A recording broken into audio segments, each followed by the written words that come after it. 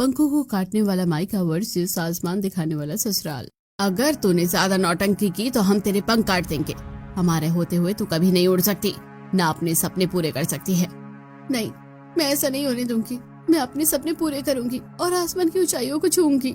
इतना कहकर माया तुरंत अपने पंख फैलाकर आसमान की तरफ उड़ने लगती है।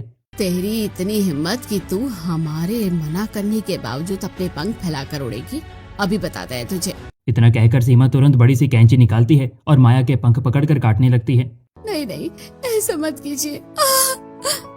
तभी माया की नींद खुलती है। ये सपना था। हे भगवान, मेरा तो पूरा गला सूख गया। कम से कम पानी पी कर आती हूँ। माया तुरंत पानी पीने के लिए बिस्तर से उठती है। दरवाजे तक जाते ही पैरों में बंधी बेड़ियों की वजह से जमीन पर गिर पड़ती है। ये बेड़िया। नहीं नहीं, खोलो इसे। कोई खोलो। नहीं नहीं, खोलो, कोई खोलो। माया के चिल्लाने की वजह से सुमित्रा और वीरेंद्र की नींद खुलती है। इसकी वजह से हर रात नींद खराब हो जाती है। इतना चिल्लाती है कि क्या कहें। छोड़ो ना, पहले खुद चीखेगी, फिर रोएगी और आखिरकार थक हार कर सो जाएगी। ये सोचकर सुमित्रा और वीरेंद्र दोबारा सो जाते हैं। वहीं दूसरी तरफ क्यों मेरे सपनों को और मुझे रोकने के लिए बांधा है मुझे इन बेड़ियों में? क्यों? माया चीखते चिल्लाते खुद थक कर सो जाती है और फिर अगले दिन ये ले, खा ले इसे। इतना कहकर सुमित्रा खाने की प्लेट कमरे के अंदर सरका देती है, जिससे माया की नींद खुलती है। दरवाजा खुल गया। रोशनी, मुझे भी बाहर जाना है। ज्यादा शौक था ना तुझे अपने सपने पूरे करने का, अब इस कमरे में बंद है। इतना कहकर सुमित्रा दरवाजा बंद करके डाइनिंग टेबल की तरफ चली जाती है। क्या हुआ? दे आई उस लड़की को नाश्ता? हाँ, वही देने गई थी। दरवाजा खुलते ही कमरे से बाहर निकलने की कोशिश करती है, जैसे ना जाने क्या हो गया हो। अब किसी को इस तरह कैद में रखना आसान थोड़ी ना है, और हम उसे आजाद भी नहीं कर सकते। कहीं उसने हमारी सच्चाई किसी को बता दी तो? अरे आप लोग क्यों परेशान हो रहे हैं? जिस लड़की के हमने सारे पंख काट दिए हैं, एक कमरे में कैद कर दिया है, वो क्या हमारी सच्चाई का खुलासा करेगी? ये सब छोड़िए, आइए नाश्ता कीजिए। सीमा की बात सुनकर सुमित्रा भी डाइनिंग टेबल पर बैठती है और पूरा परिवार एक साथ नाश्ता करता है। फिर दोपहर में लो आ गई सुमित्रा जी। वैसे सुमित्रा जी, आज आप इतना लेट क्यों हो गई? अरे क्या बताऊं, पूरे घर का काम मुझे अकेले करना पड़ता है, तो लेट तो होना ही था। हाँ वो भी है, पहले आपकी बड़ी बेटी आपकी मदद करवा देती थी, अब वो कहीं दिखती नहीं है। वैसे कहाँ है आपकी बड़ी बेटी? 4 सालों से दिखाई नहीं दी। वैसे कभी कभी रातों में लगता है कि जैसे उसी की आवाज हो। अरे वो दरअसल वो ना पढ़ाई करने हॉस्टल गई है, और फिर रात में तो इसके पापा फोन पर बात करते हैं, तो आप लोगों को आवाज सुनाई देती होगी बस। फिर सुमित्रा सब्जी लेती है और घबराकर डरते हुए वापस घर लौट जाती है। इसी तरह एक दिन बचाओ बचाओ छिपकली, खोलो मेरी बेड़िया, खोलो, मुझे आजाद करो। माया की चीखने चिल्लाने की आवाज छत तक पहुंचती है। इस लड़की की वजह से हमारा राज सबके सामने आने से ज्यादा देर नहीं लगेगी। कैसे रोके इसकी आवाज को? इसका भी इलाज है मेरे पास। अब देखिए आज रात को मैं क्या करती हूँ। सभी सुमित्रा की बात सुनकर सोच में पड़ जाते हैं। फिर रात को 2 बजे माया की नींद खुलती है। खिड़की से ना जाने कितना अंधेरा आ रहा है, खिड़की बंद कर देती हूँ। माया जैसे ही बिस्तर से उठती है कि तभी उसे घुंघरुओं की आवाज आने लगती है। ये किसके घुंघरू की आवाज है? मेरे घर में तो कोई भी घुंघरू नहीं पहनता। तो फिर तभी अचानक जोर जोर से हंसने की और कुत्तों के भौंकने की आवाज आने लगती है। ये क्या हो रहा है? नहीं नहीं माँ, मैं भूत हूँ। जो भी रात के 2 बजे अकेले कमरे में जाग रहा होता है, चिल्ला रहा होता है, उसे मैं नहीं छोड़ती। नहीं नहीं, मैं अब रातों में नहीं चिल्लाऊंगी और ना ही जगूंगी। इतना कहकर माया तुरंत बिस्तर पर जाती है और तकिए में मुंह छिपाकर सो जाती है। और फिर कमरे के बाहर, वाह सुमित्रा, क्या प्लान था तुम्हारा? सच में आज के बाद ना वो ये रातों को जागेगी और ना ही चिल्लाएगी, है ना? इसकी वजह से हमारे राज सबके सामने नहीं आएगा। ये सोचकर सभी अपने अपने कमरे में जाकर सो जाते हैं। और आज के बाद माया ना चिल्लाती है, ना ही किसी पड़ोसी को शक होता है। इसी तरह एक दिन लगता है बाहर कोई आया है, यही सही मौका है इस कमरे से भाग जाने का। लेकिन ये तो खुल ही नहीं रहा। माया की नजर एक जगह से टूटे हुए सिकंचों पर पड़ती है। भले ही मेरे पैरों से जंजीर ना निकले, लेकिन उस दीवार से तो निकल जाऊंगी, फिर मैं इस कमरे से बाहर जा पाऊंगी। ये सोचकर माया तुरंत जैसे जैसे दीवार से सिकंचे खोलती है और कमरे से बाहर निकलती है कि तभी अरे ये तो माया है। ये भगवान, ये नीचे चली गई। अरे ये नीचे चली गई तो हमारी सच्चाई और झूठ पकड़ा जाएगा। ये सोचकर सीमा तुरंत माया के सिर पर डंडे से वार कर बेहोश कर सभी घर वालों को इकट्ठा करती है। ऐसे नहीं सुधरेगी, तुझे तो मैं बताता हूँ, बस इसे हो जाने दो। फिर शाम को ये क्या, इतने बड़े पिंजरे में मुझे किसने बंद किया? मैंने किया है तुझे बंद। बहुत शौक है ना कमरे से बाहर निकलने का, अब निकल कर दिखा। वीरेंद्र वहां से चला जाता है और माया इस पिंजरे में तड़पते रोते चिल्लाते रह जाती है। फिर अगले दिन यही था वो नालायक चूहा जिसने अकेले पूरे घर में हंगामा मचा रखा था। कल एक चुईया को पिंजरे में बंद किया और आज सुबह खुद पिंजरे में बंद हो गया।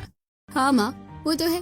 अच्छा, आप रहने दीजिए, मैं इसे जाकर बाहर फेंक देती हूँ। अच्छा ठीक है, यहाँ से फेंक देना, कहीं निकल कर भाग न जाए। इतना कहकर सुमित्रा वहां से चली जाती है। अब देखो मैं क्या करती हूँ। रिया तुरंत चूहे को लेकर जाती है और माया के सामने छोड़ देती है। नहीं नहीं, प्लीज हटाओ इस चूहे को। नहीं नहीं, आ! सच बताऊं तो तुझे इस तरह देखकर बहुत मजा आ रहा है, इसलिए मैं चूहे को यहीं छोड़कर जा रही हूँ। इतना कहकर रिया वहां से चली जाती है। मुझसे गलती हो गई, मुझे कल कमरे से बाहर नहीं निकलना चाहिए था। आज के बाद मैं कभी भी घर से बाहर नहीं निकलूंगी। अब तो मुझे आसमान और खुली जगह से भी डर लगने लगा है। अब इस तरह माया का डर बढ़ता जाता है। फिर रात को अरे आग लग गई, आग लगी, भागो सब। अरे निकलो सब, अरे बाहर जल्दी निकलो।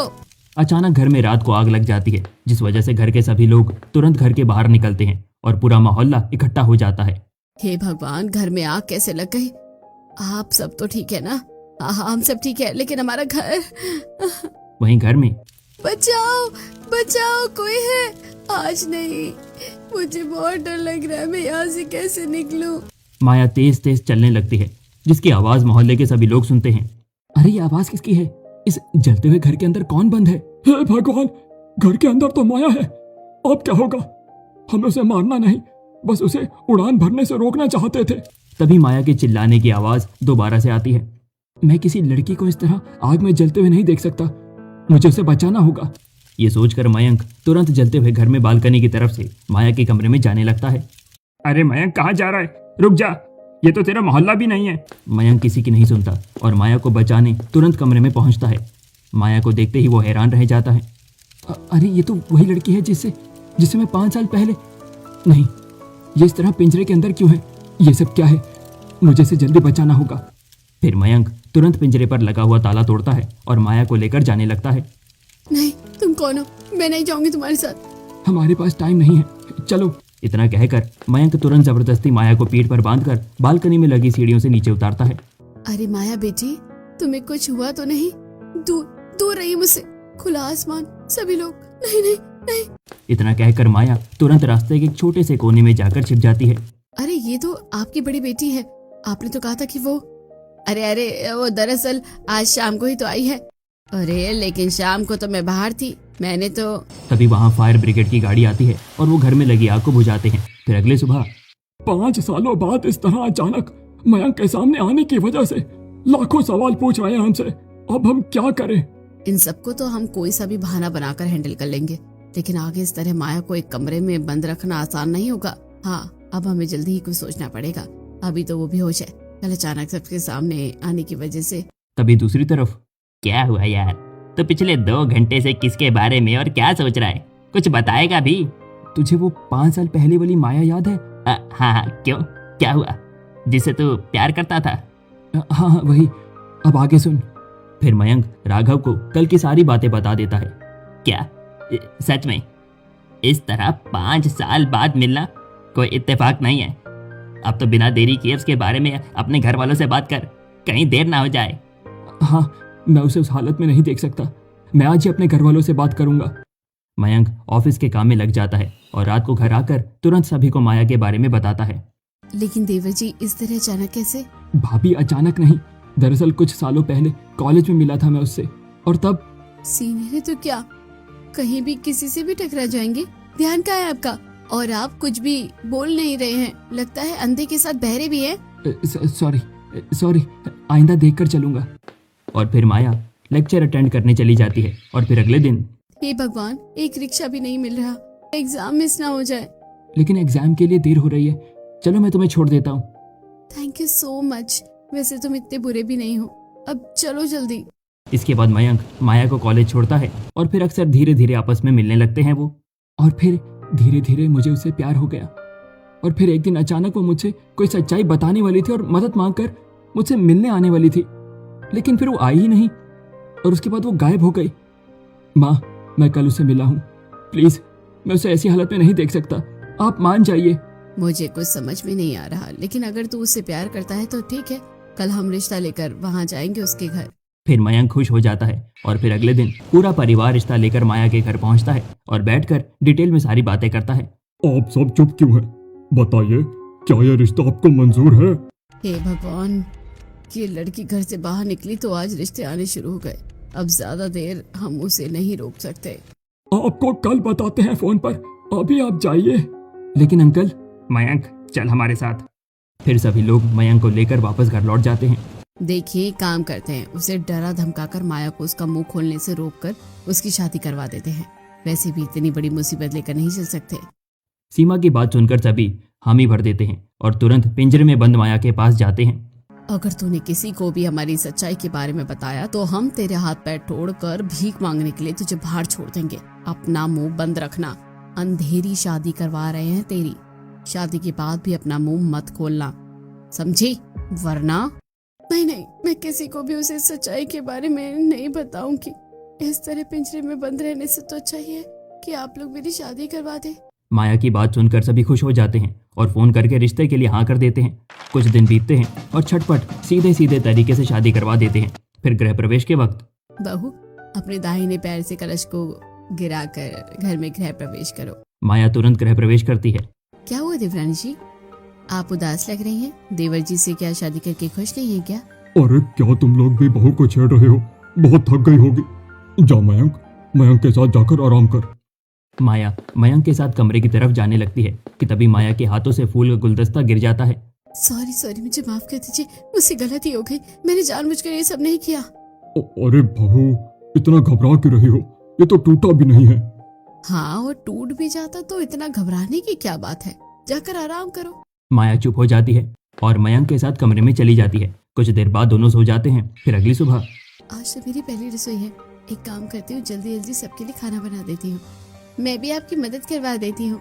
फिर माया निशिता की मदद से अपनी पहली रसोई की रस्म पूरी करती है और सभी को उनकी पसंद के एक से बढ़कर एक पकवान खिलाती है। वाह बहू, खाना तो बहुत ही अच्छा लग रहा है। माया, खुशबू से ही पता चल रहा है खाना टेस्टी है। सभी लोग खाना खाने लगते हैं। अरे भाभी, सब्जी में नमक थोड़ा कम है। ये सुनकर माया अचानक घबरा जाती है। क्या नमक कम है? सॉरी, मुझसे गलती हो गई, मुझे माफ कर दीजिए। मैं हाथ जोड़ती हूँ, मुझे माफ कर दीजिए। अरे बहू, क्या हो गया तुझे? तू इस तरह हाथ क्यों जोड़ रही है? हाँ बहू, नमक ही तो कम है, बाकी सारा खाना तो बहुत टेस्टी बना है। हाँ माया, मत करो और आओ बैठो, हम सबके साथ नाश्ता करो। और ये लो तुम्हारी पहली रसोई का शगुन। फिर माया सबके साथ नाश्ता करती है और इस तरह उसकी पहली रसोई की रस्म पूरी होती है। फिर शाम को सुबह से शाम हो गई, माया कमरे से बाहर ही नहीं निकली। हाँ, न जाने दिन भर कमरे में क्यों थी। तभी दरवाजे से मयंक ऑफिस से घर आता है। लो मयंक बेटा आ गया। देवर जी, आपकी पत्नी तो सुबह से ही कमरे में ही है। एक काम करो बेटा, बहू को कहीं बाहर घुमा लाओ। हाँ माँ, ठीक है। निश्चिता, बहू को नीचे बुलाओ। थोड़ी देर बाद माया धीरे धीरे सीढ़ियों से नीचे आती है। माया, चलो बाहर घूमने चलते हैं। ये सुनते ही माया अचानक घबरा जाती है। नहीं, मैं बाहर नहीं जाऊंगी। क्यों माया? मैं कहीं नहीं जाने वाली। माया घबराकर तुरंत वापस अपने कमरे की तरफ चली जाती है। ये अचानक क्या हो गया? शायद आज ससुराल का पहला दिन है, इस वजह से थोड़ा घबराई हुई होगी। कोई बात नहीं, कुछ दिनों में अपने आप नॉर्मल हो जाएगी। मालिनी की बात सुनकर सभी अपने अपने काम पर लग जाते हैं। अब धीरे धीरे कुछ दिन बीतते हैं। फिर एक दिन जब माया हॉल में झाड़ू लगा रही थी। बहू, तू दिन भर घर का सारा काम करती है, मेरा भी एक काम करते, छत पर से मेरे कपड़े उतार कर ले आ। मेरे पैरों में दर्द है, वरना मैं खुद ही चली जाती। क्या? छत पर? खुले आसमान में? नहीं, छत पर नहीं जाऊंगी, मुझको बहुत डर लगता है। अरे बहू, छत से कैसा डर लगता है?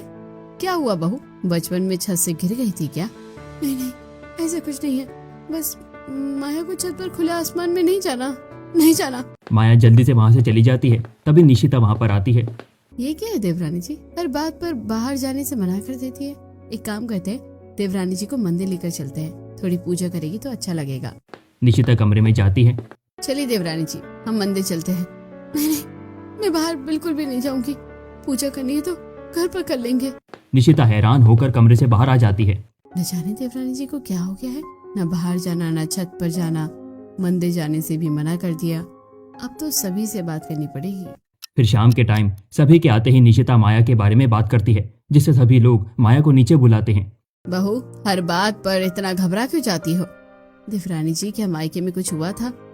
सच बताओ बहू, क्या तेरे पास में, तेरे मायके में कुछ हुआ है? नहीं नहीं, ऐसा कुछ नहीं, कुछ भी नहीं है। मेरे घर वाले बहुत अच्छे हैं, मेरा बहुत ध्यान रखते हैं।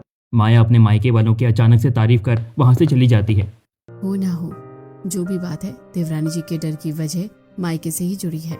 एक काम करते हैं, किसी थेरेपिस्ट को घर बुलाते हैं। सही कहा बेटा, बहू तो बाहर जाएगी नहीं।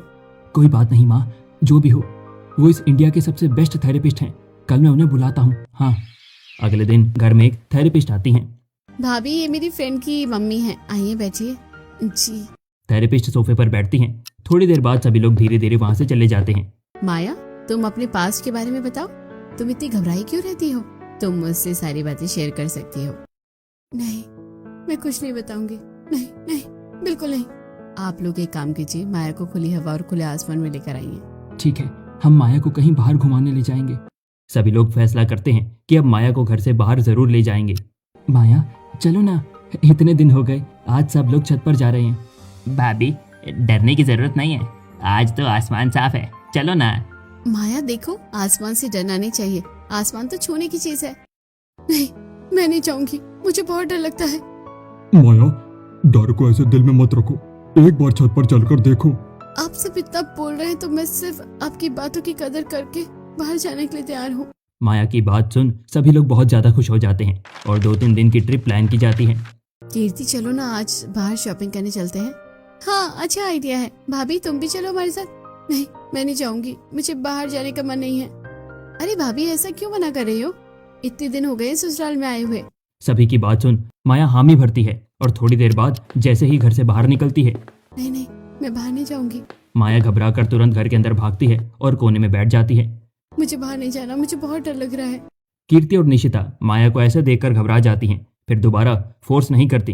कुछ दिन बीतते हैं और पूरा परिवार कार में बैठकर दूर पहाड़ियों पर पहुंचता है। क्या सच में मैं घर से बाहर हूँ, पहाड़ियों पर सभी के साथ घूम रही हूँ? कहीं कोई सपना तो नहीं है? ये हवा, ये मौसम, ये आसमान, सारी ज्यादा अच्छी हैं। माया ये सारी चीज सोच रही थी कि तभी वहां उसके ससुराल वाले उसके पास आते हैं। देखो भाभी, ये आसमान कितना साफ है। भाभी, आसमान को देखने से मत डरो, आसमान को छूने की कोशिश करो। हाँ, वो देख, आसमान, आसमान को छूने की कोशिश की जाती है, उसे देखकर डरा नहीं जाता। सभी एक एक करके माया को आसमान, खुली हवाओं और बाहर घूमने के लिए कहते हैं। माया भी ये देखकर खुश होती है और सभी के साथ बाहर घूमकर कुछ दिनों में घर लौटती है। उफ, मैं तो बहुत थक गया, चलो माया, सो जाते हैं। फिर माया और मयंक सो जाते हैं। माया, हम सब तेरे साथ हैं, अपने पंख फैलाओ और आसमान को छुओ। माया के पंख निकल आते हैं और माया उड़ने लगती है। क्या सच में मैं उड़ रही हूँ? ये सब कुछ मेरे ससुराल वालों की वजह से हुआ है। अब मैं अपने सपने पूरे आसमान को छू सकती हूँ। तभी मयंक माया को नींद से उठाता है। क्या हुआ माया, क्या सपना देख रही थी और इतनी मुस्कुरा क्यों रही हो? चलो उठो, फ्रेश हो जाओ। अच्छा, क्या वो सपना था? ठीक है ठीक है ठीक है, मैं फ्रेश हो जाती हूँ। अब फ्रेश होकर घर के कामों में वो लग जाती है। अब इस तरह एक दिन आजकल माया बहुत ज्यादा खुश नजर आती है और सोती हुई भी न जाने क्या सपना देखकर हमेशा मुस्कुराती रहती है। लेकिन देवरानी जी हमें बताएगी थोड़ी ना अपने सपने के बारे में। अगर भाभी नहीं बताएगी तो मेरे पास एक रास्ता है उसे पता लगाने का। अच्छा, तो क्या रास्ता है? कीर्ति सभी को आइडिया बताती है और सभी कीर्ति की बात पर हामी भरते हैं। फिर रात को भाभी, आप क्यों ना अपनी सारी बातें एक पर्सनल डायरी में लिखा करें? वैसे भी आपका कोई फ्रेंड नहीं है जिससे आप सारी बातें शेयर करें। हाँ कीर्ति, बात तो सही कह रही हो। कीर्ति वहां से चली जाती है। माया कुछ देर सोचती है और फिर अपनी पर्सनल डायरी निकालती है। क्यों ना मैं अपनी सारी खुशियाँ और अपनी सारे सपने इसी डायरी में लिखूं। फिर अब से माया अपने पर्सनल डायरी में अपनी बातें लिखना शुरू कर देती है। कुछ दिन इसी तरह बीतते हैं। फिर एक दिन देखते हैं आखिर माया इस डायरी में लिखती क्या है। मयंक डायरी खोलकर पढ़ना शुरू करता है। माया का सपना पायलट बनना है, उसके बावजूद माया आसमान से डरती है, लेकिन आखिरकार क्यों? मयंक तुरंत घर वालों को माया के सपने के बारे में बताता है। अगर बहू का सपना पायलट बनना है और आसमान को छूना है तो हम उसका साथ देंगे। आज ही उससे बात करेंगे। ससुराल वाले शाम को ही माया से बात करते हैं। माया बात नहीं मानती तो उसे छत पर ले जाते हैं। वो देख बहू, तू अपना सपना पूरा कर, आसमान को छू, हम तेरा साथ देंगे। हाँ बहू, भले तेरे मायके में कुछ भी हुआ हो, लेकिन हम तेरी उड़ान का कारण बनेंगे। तू बस पंख फैला। आप सब कितने अच्छे हैं, अब मैं अपना सपना पूरा करूंगी। माया की बात सुन सभी खुश हो जाते हैं और फिर अगले ही दिन मयंक माया को पायलट बनने की ट्रेनिंग में एडमिशन करवाता है और माया अपने सपनों को पूरा करने लगती है। अरे भला बहू को कोई पायलट बनाता है क्या? वही तो, जब मायके वालों ने नहीं सोचा तो आप लोग क्यों सोच रहे हैं? बहू के मायके वालों ने बहू के पंख काटे हैं, लेकिन हम ऐसा नहीं करेंगे। हमारी बहू और हम उसे आसमां जरूर दिखाएंगे। मालिनी की बात सुन सभी चुप हो जाते हैं। दूसरी तरफ माया कड़ी मेहनत करती है। कुछ साल बीतते हैं। घर वालों के सपोर्ट और साथ की वजह से वो पायलट बन जाती है और पहली बार प्लेन उड़ाती है। क्या सच में मैं पायलट बन गई हूँ और अपने सपनों को पूरा कर आसमान को छू रही हूँ? मुझे तो यकीन नहीं हो रहा। क्या ये सब मेरे ससुराल वालों की वजह से हुआ है? ये सबसे पहले माया प्लेन उड़ाती है और कुछ देर में अपनी ट्रेनिंग पूरी करके वापस लौटती है और सभी को इस बारे में बताती है। क्या सच्ची? बहू, हमें तुझ पर गर्व है। हाँ बहू, तुझे इतना खुश और इतना अपना सपना पूरा करते हुए देखा तो हमें भी खुशी हो रही है। पूरे घर में खुशी का माहौल छाया हुआ था। सभी माया की खुशी मना रहे थे। वहीं दूसरी तरफ आखिरकार वो लड़की पायलट कैसे बन गई? अब तो वो हमारी सच्चाई सबको बता देगी। नहीं, ऐसा नहीं हो सकता। एक काम करते हैं, उसके ससुराल जाते हैं और उसी का काम तमाम कर देते हैं। ये सोचकर माया की माँ माया के ससुराल पहुंचते हैं। चलो, यहाँ क्या कर रहे हैं? नहीं नहीं, अरे आप लोग आइए आइए, बैठिए, आज रात का खाना यहीं खाकर जाइए।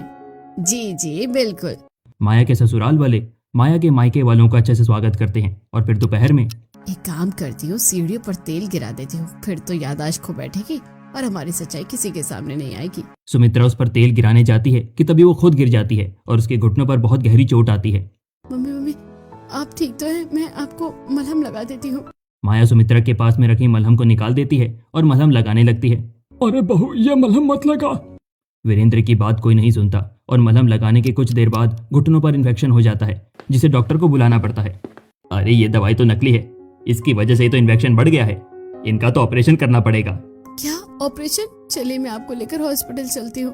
फिर माया तुरंत सुमित्रा को लेकर हॉस्पिटल पहुंचती है, जहां उसका ऑपरेशन होता है। और फिर ऑपरेशन होने के बाद कहाँ हमने इसके पंख काट दिए और ये आज आसमान छू रही है। भले ही तूने हमारी सच्चाई किसी को नहीं बताई, लेकिन हमें हमारी गलती का एहसास जरूर दिला दिया है। माया, हम नकली दवाइयों का बिजनेस करते थे। जैसे ही हमें पता चला कि तुझे ये सच्चाई पता है, हमने तेरे पंख काट दिए और तुझे कैद कर लिया। लेकिन आज सुमित्रा को अस्पताल पहुंचाया और आसमान छू कर तूने हमें हमारी गलतियों का एहसास दिला दिया है। हमें माफ कर दे बेटा। मुझे आप लोगों से कोई शिकायत नहीं है। भले ही आप लोगों ने मेरे पंख काटे, लेकिन आसमान दिखाने वाले ससुराल में आप लोगों ने मेरी शादी करवाकर मेरी जिंदगी में खुशियां भर दी है। अब आप लोग भी अपना ध्यान रखिएगा। फिर माया अपने ससुराल वालों के साथ वहां से लौट जाती है और अब खुशी खुशी बिना किसी डर के रहने लगती है।